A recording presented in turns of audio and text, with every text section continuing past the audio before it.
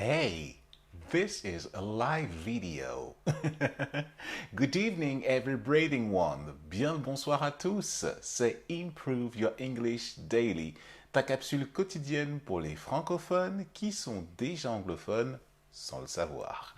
Tu connais déjà la maxime de l'émission. Ça me fait plaisir de te retrouver dans cette nouvelle vidéo. Cette vidéo Free Flow où on va parler de sujets légers aujourd'hui. On est samedi.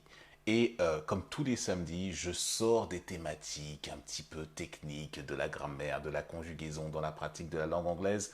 On va parler un petit peu de civilisationnel, love and relationships. Comment le monde anglophone voit-il le domaine de l'amour et des relations? J'ai beaucoup à dire là-dessus. Et c'est pas que par expérience, mais aussi par constatation aussi également. Et ça me fait plaisir de t'expliquer ça dans cette vidéo un petit peu détente du samedi. Non sans t'avoir rappelé, je vais t'expliquer donc cette situation-là, mais je vais te rappeler déjà une chose, c'est que dans la description de cette vidéo, il y a plein de liens pour pouvoir me retrouver sur les différents réseaux sociaux. Là, tu me vois en live sur Facebook. Tu peux t'abonner aux notifications pour pouvoir ne pas manquer les prochains lives puisque l'émission est quotidienne, donc à différentes heures, à différents horaires. Ça peut tomber, là on est le soir au moment où je te fais cette vidéo, ça peut être le matin, ça peut être l'après-midi. Il n'y a pas d'horaire précis, mais du coup, tu peux recevoir ta notification si tu es sur Facebook. Comme c'est en live, du coup, je télécharge la vidéo en live et je la propage, je la propulse après sur la chaîne YouTube d'Improve Your English. Peut-être que tu me vois donc en différé sur la chaîne YouTube d'Improve Your English. Dans ce cas-là, abonne-toi aux notifications et à la chaîne, donc avec la cloche qui va bien, pour ne pas manquer les prochaines diffusions justement du replay de l'émission Improve Your English Daily. Aussi, tu peux me retrouver sur Instagram, sur Telegram, tous les liens sont dans la description. Maintenant que je t'ai dit cette petite aparté-là, entrant dans le love affair, dans les relationships, dans la façon dont les anglo-saxons, la façon dont le monde anglophone voit le domaine un petit peu relationnel. Alors, on va parler, j'aime bien partir de mon histoire. Alors, je n'ai jamais eu, à titre individuel, je n'ai jamais eu de relation longue, tu vois, enfin même de relation, on va dire, d'amour ou alors de de petites choses comme ça avec que ce soit des Anglais, des Anglaises, des Américaines, des Anglaises, des Américaines ou autres nations de la diaspora anglophone. Pour une simple et bonne raison que ce n'est pas du tout, mais pas du tout le même conditionnement que ce que l'on se représente ici dans le monde francophone. C'est-à-dire qu'on a une façon de voir les relations interpersonnelles dans le monde anglophone de façon beaucoup plus superficielle et de façon beaucoup plus, j'ai envie de dire, beaucoup moins poussée et beaucoup plus, on va dire, voilà, est-ce que tu coches des cases? Oui, non, oui, des cases. Est-ce que tu coches des cases? Oui, non, oui, non, oui, non, oui, non. Et après, on passe à autre chose. Après, tu vois, on passe à la suite. Alors que dans le monde francophone, on a beaucoup plus le réflexe, en tout cas dans ma génération et dans les générations un petit peu avant moi, on a beaucoup plus le réflexe d'aller dans des relations un petit peu plus poussées, un petit peu plus nourries. Et que lorsque on va maintenant parler des relations dans le relationnel un peu plus amoureux, relation de couple, voilà, ou de séduction, rapport de séduction, on a dans le monde francophone la méthode chevaleresque pour pouvoir aborder une personne, pour les personnes de bonne éducation, avec des codes bien spécifiques. Dans le monde anglo-saxon, il y a aussi des codes. Tu ne peux pas aborder quelqu'un n'importe comment comme ça. Et en tout cas, tu peux le faire si tu veux, mais des fois, tu te demandes s'ils sont polis, s'ils disent bonjour, ou alors ils sont bons comme ça sans te dire, voilà, sans rien te signifier. Quand on est francophone, ça peut sembler un petit peu étrange, tu vois, cette façon-là de faire, mais c'est comme ça qu'il fonctionne. Aussi, maintenant, lorsqu'on parle dans le domaine relationnel, donc le domaine relationnel entre hommes et femmes, par exemple. Tu peux, dans le domaine anglophone, lorsque tu as une relation, tu es un homme avec une relation avec une femme, tu ne la connais pas, vous apprenez à vous connaître, vous avez donc ce qu'on appelle un small talk, l'équivalent français du badinage, c'est-à-dire qu'on parle voilà, de certaines choses pour engager la conversation, pour briser la glace, pour pouvoir entrer dans un échange qui peut après déboucher sur quelque chose de plus approfondi. Et dans ce small talk, dans la relation entre l'homme et la femme, il peut se passer plein de choses en fait. Voilà, il peut se passer plein de choses différentes. Et voilà, soit il y a un intérêt de l'un ou de l'autre pour pouvoir poursuivre la relation, ou soit who cares, tu vois, ou alors c'est basé, on passe à l'affaire suivante, et donc là où l'autre n'est pas disponible à pouvoir parler, et donc on passe à l'autre chose, ou bien on va dans le sujet un petit peu plus profond de pourquoi on est là, quoi, tu vois, ça peut souvent se positionner comme ça.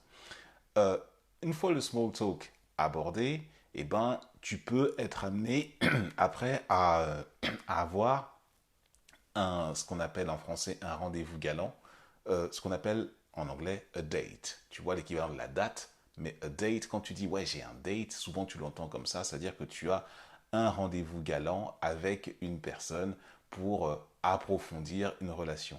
Mais il faut savoir une chose, dans le monde anglo-saxon, en Angleterre, au Royaume-Uni, pardon, en Australie comme aux États-Unis, quand tu as un date avec une personne, ça devient automatiquement, en fait, si tu es un homme avec une femme, ça devient ta girlfriend. Et donc, si c'est un homme, que tu es une femme et que tu as rendez-vous avec un homme, ça devient ton boyfriend.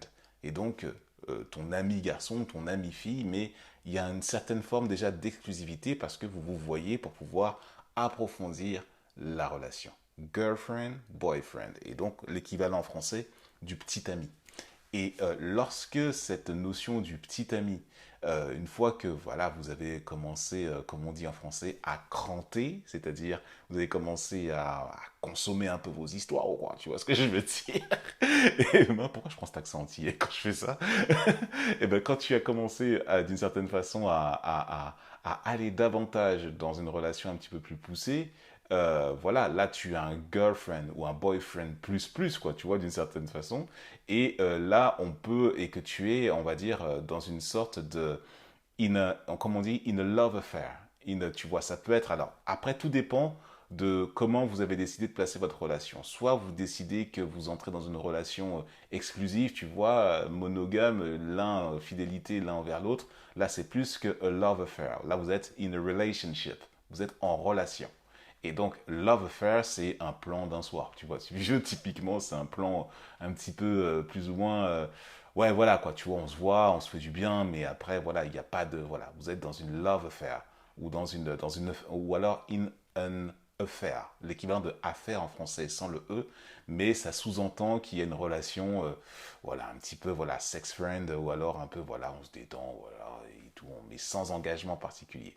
Et justement, quand tu es dans une relationship avec un homme ou une femme, tu vois, que même des relations homosexuelles, tu vois, vous êtes in the middle of a relationship, vous êtes dans une relation exclusive l'un et l'autre, et donc vous n'allez pas voir ailleurs, vous n'allez pas, vous faites une pause dans votre domaine de conquête pour pouvoir entrer dans une relation et creuser votre relation, et ben, et que cette relation-là, waouh, tu te dis, mais c'est, this is the woman of my life, this is the man of my life, I love him, I love her, ou n'importe quoi, et ben, qu'est-ce qui se passe à ce niveau-là? T'as qu'une seule envie, c'est, pourquoi pas, de t'engager.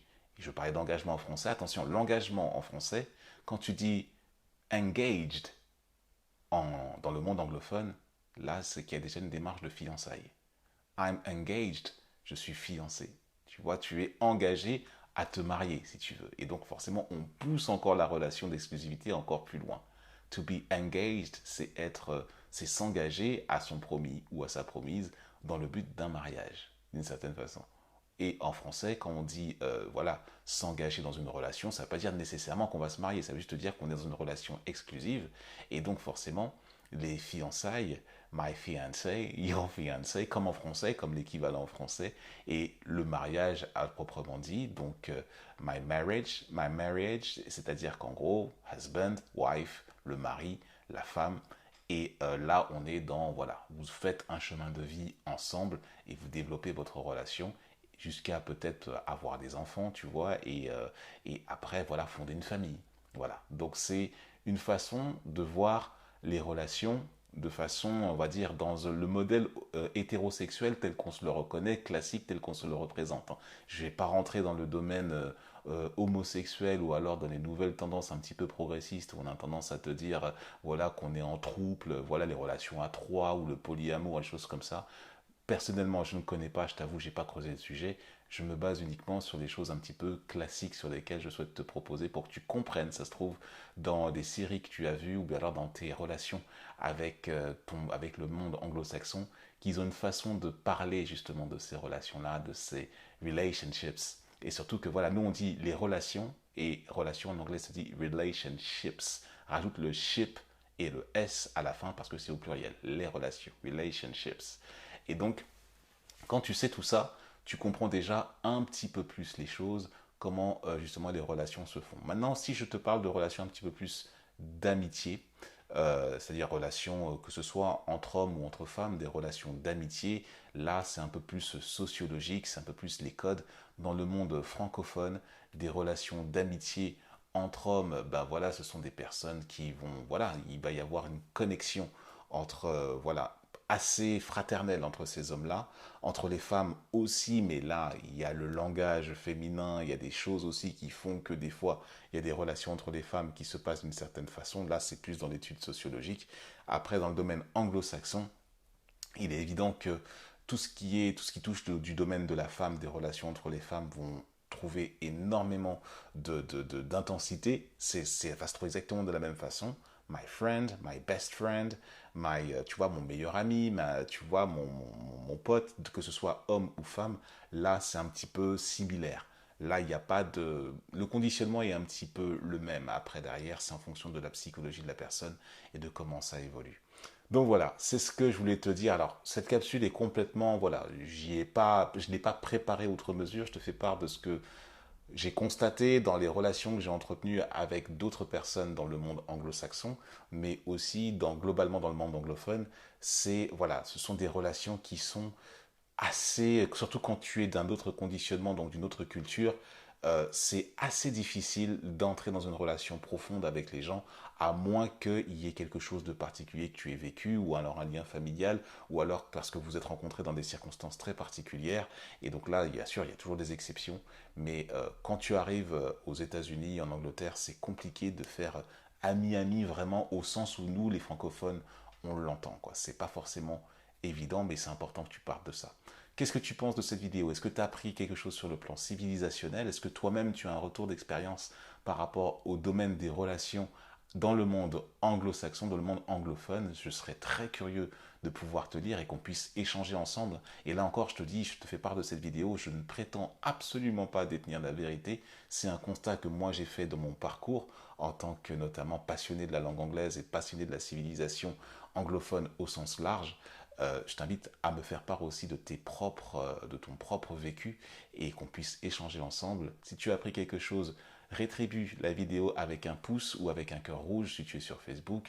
Et également, je t'invite à la partager à une personne qui s'intéresse à ces sujets dans le monde international.